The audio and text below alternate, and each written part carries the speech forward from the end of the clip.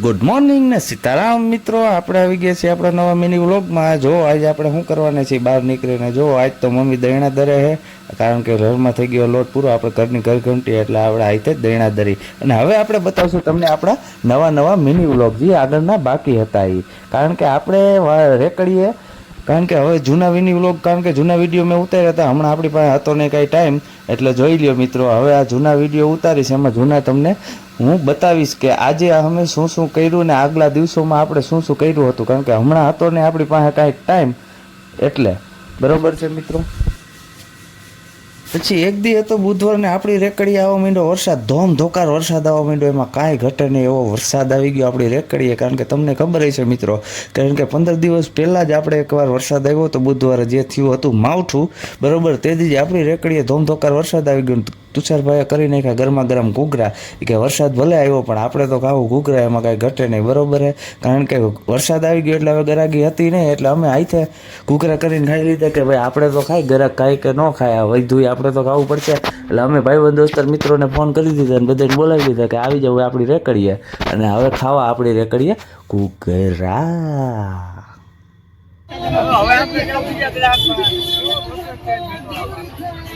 ધીમે ધીમે આવ્યો બે કાકા ભૈયા પછી અચાનક મોટવા જ મળ્યો સમજાતું નથી. હળદિયા ખાવા થઈ ગયા ખાવા ભાઈ. આજે ગ્રાહકોની પુકાર છે કે વરસાદમાં હળદિયા ખાવા કે ભજીયા ખાવા ભાઈ. જેને જી ખાવું હોય કેજો મિત્રો. આપણા વ્લોગમાં તમે કોમેન્ટ કરજો હવે અત્યારે શિયાળાના હળદિયા ખાવા કે વરસાદના ભજીયા ખાવા. હવે આવી ગયા મયુરભાઈ જાઓ આપણી બાજુ. મયુરભાઈ તમારે કેવો વરસાદ છે તમારા ખેતરમાં? ખેતરમાં આજ પાણી આવું વાવણી વાવવા જેવું થઈ ગયું છે.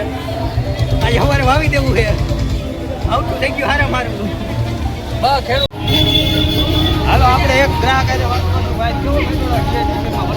મારો વરસાદ કેવો વરસાદ તમને આવતું કરી ગયો? આવતું કરી ગયો. તમારા ધાણા ખેતર હું આવ્યું? ધાણા હતા ભાઈ, ધાણા હતા ભાઈ મિત્રો.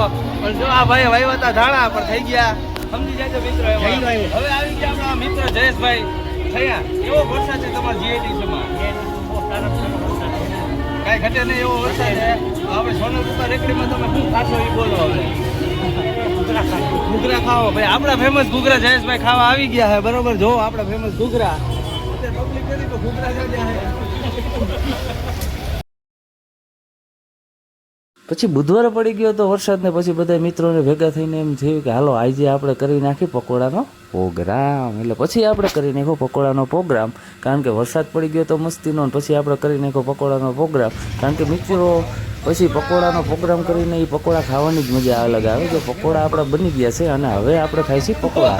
જો આપણા મિત્રો છે એ બધા ખાય છે પકોડા, એમાં કાંઈ ઘટે નહીં. જો કોઈનો વારો નથી આવી દેતા એવી રીતના પકોડા ખાય બધા. પકોડા બન્યા જેવા મિત્રો, કારણ કે એક નંબર પકોડા બન્યા હતા. જો ડવભાઈ, હું, પ્રકાશ ડવ ને કાંઈ ઘટે નહીં ભાઈ. અમે બધાએ પકોડા ખાધા દિલથી. જો આવડા પકોડા, કાંઈ ઘટે નહીં, હાથમાં ન હમાય એવડા પકોડા હો ભાઈ. એમાં કાંઈ ઘટે નહીં એવા બધા પકોડા આપણે બનાવ્યા હતા, એટલે એમાં કાંઈ ઘટે નહીં. જો ડુંગળી જીમરીનો મસાલો પકોડા, જો ભાઈ આપણું સેટઅપ એટલે કાંઈ ન ઘટે. વાંચો તુષારભાઈ બનાવી રહ્યા છે પકોડા ને અહીંયા આપણે બધા ખાઈ લીધું. હવે જેટલા ખાઈ લીધું એટલે બધા ઠામડા ઉટકવા વહી જાય ને જેટલા બાકી એ બધા ખાય પકોડા. હવે જો મિત્રો તમને આ બાજુથી બતાવી પકોડા કેવી રીતના તુષારભાઈ બનાવે છે, કાંઈ ઘટે નહીં. જોવો ભાઈ આવી રીતના આપણે અલગ રાખી દીધા ને તુષારભાઈ જો લોટમાં બોરતા જાય અને પછી નાખતા જાય તેલમાં, એટલે પકોડા થઈ જાય તૈયાર. કાંઈ ઘટે નહીં. એક નંબર ચટણી બનાવી હતી, પકોડા પણ એક નંબર બનાવ્યા હતા, કાંઈ ઘટે નહીં. જો આપણે પકોડા ખાવા હોય તો આપણી રેકડીએ પ્રોગ્રામમાં આવી જવું મિત્રો, બરાબર છે.